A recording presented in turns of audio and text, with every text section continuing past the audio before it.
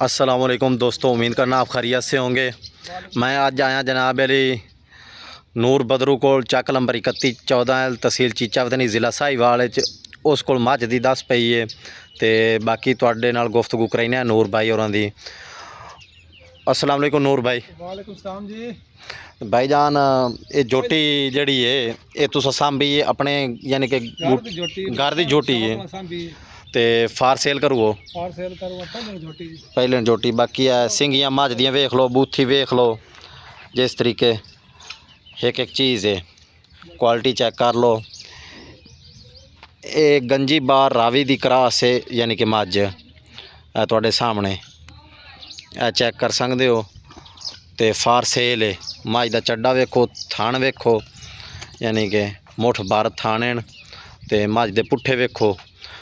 भाई नूर दसो भाई तकरीबन ये तुसां बड़ी अच्छी सोहनी तरीके नाल सांभी है, खिदमत की है तो घर क्यों नहीं रख रहे हो, बेचनी किस वजह तो?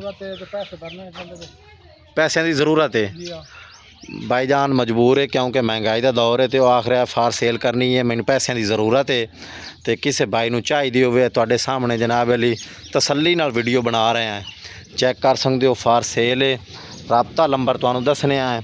राबता नंबर की है भाई नूर तुहाडा? 348 अगे 1754 हाँ जी 422 0348 1754 422 नंबर है भाई होरां दा, राबता करके आ सकते हो।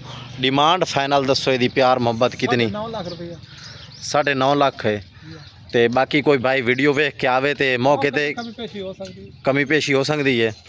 चलो ठीक हो गया, तसल्ली नाल वेख लो। ऐ मझ भाई नूर टोरो थोड़ा जिहा मझ नूं